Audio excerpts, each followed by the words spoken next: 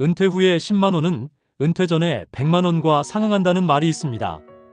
이러한 말은 은퇴 전에 우리의 주 수입원인 근로소득이나 사업소득이 단절되고 그동안 모아온 재산이나 연금으로부터 나오는 소득으로 앞으로 남아있는 평생을 살아가야 하는 은퇴자들에게는 근로소득이나 사업소득의 단절이 얼마나 크게 와 닿는지를 단적으로 느끼게 하는 말이기 때문이지요.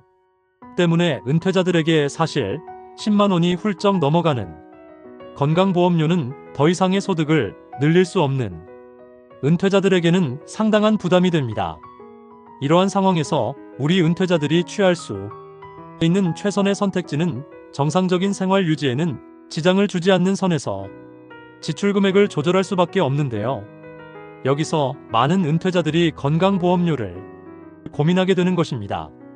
직장 가입자에서 지역 가입자로 전환되면서 건강보험료에 대한 부담이 증가하는 사례가 많이 있기 때문입니다. 그렇다면 과연 우리는 은퇴 후에 건강보험 가입은 어떻게 해야만 최대한 부담을 줄이고 혜택은 그대로 다 잘 받을 수 있도록 슬기롭게 대비를 잘 해놓을 수 있을까요? 은퇴를 앞둔 우리들은 건강보험료도 10만 원이 훌쩍 넘어가게 되면 큰 부담이 될 수밖에 없는데요. 은퇴 이후에 소득이 부쩍 줄면서 부담스러워진 건강보험료에 대해서도 사전 준비가 매우 중요합니다.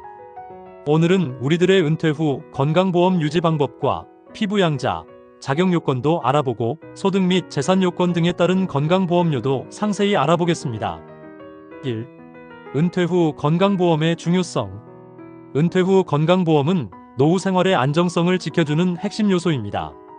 건강 악화 시 의료비 부담이 커질 수 있어 건강보험 없이는 심각한 재정적 부담을 겪을 수 있습니다. 따라서 은퇴 후에도 건강보험 유지는 필수적입니다. 2. 건강보험 유지 방법. 은퇴 후 건강보험 유지 방법은 다양합니다. 첫째, 직장 가입자의 피부양자 자격을 유지하는 방법이 있습니다.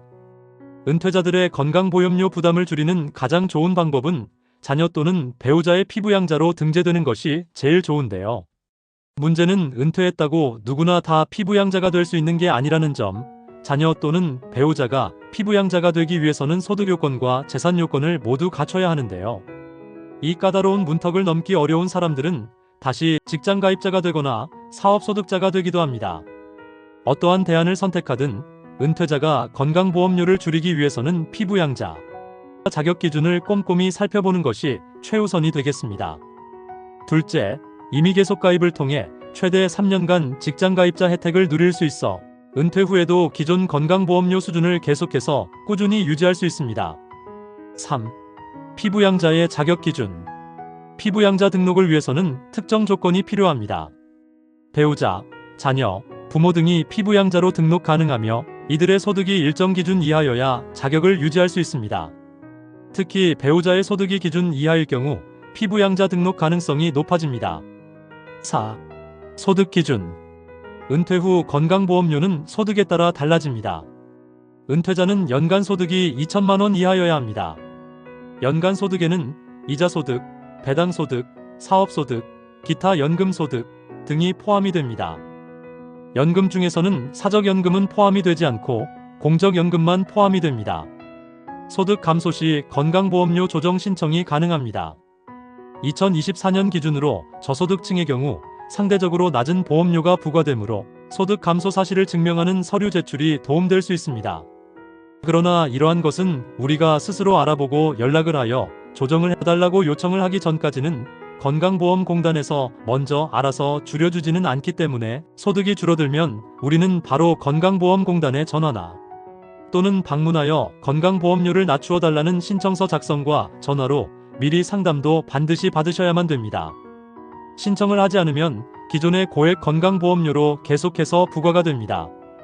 필요한 서류는 건강보험공단에 문의하시면 알려주는데 소득 감소나 또는 퇴직 서류를 첨부하시어 신청하시면 됩니다. 5. 재산 요건. 재산 규모 역시 건강보험료에 영향을 미칩니다. 재산이 많을수록 보험료가 높아질 수 있어 재산의 분배 관리가 중요합니다. 재산은 과세표준 금액이 5.4억 원 이하인 은퇴자와 5.4억 원을 초과하면서 9억 원 이하인 은퇴자와 구별이 됩니다. 특히 자동차 소유 여부와 건강 상태에 따라 보험료가 결정되므로 이 점도 고려해야 합니다. 6. 건강보험료 절감 방법. 은퇴 후 건강보험료를 줄일 수 있는 방법은 여러 가지입니다. 첫째, 임해 계속가입을 통해 3년간 보험료를 절반으로 낮출 수 있습니다. 직장 가입자 임해 계속 가입 제도는 퇴직하기 전 근무기간을 통해 1년 이상 건강보험 직장 가입자 자격을 유지했다면 최대 36개월 동안 이전에 내던 직장보험료 수준으로 보험료를 납부할 수 있는 것을 말합니다. 둘째, 재취업이나 창업으로 직장 가입자가 되면 소득기준 보험료 부과로 더 유리할 수 있습니다. 셋째, 재산을 미리 분배하여 상속이나 증여를 미리 조금씩 해주는 것도 한 가지 방법이기도 합니다. 7. 관련 링크 및 자료. 더 자세한 정보는 다음 기관들에 문의해 보실 수 있으십니다. 국민건강보험공단 그리고 50플러스 포털 사이트입니다. 은퇴 후 건강보험은 노후 생활의 핵심입니다. 미리 준비하여 부담되지 않도록 계획해두는 것이 중요하니 건강보험에 대해 충분히 이해하고 필요한 조치를 취해 놓으시기 바랍니다.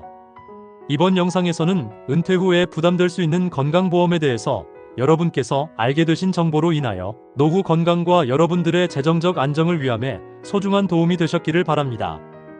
구독과 좋아요는 영상 제작에 큰 힘이 됩니다. 늘 감사드립니다.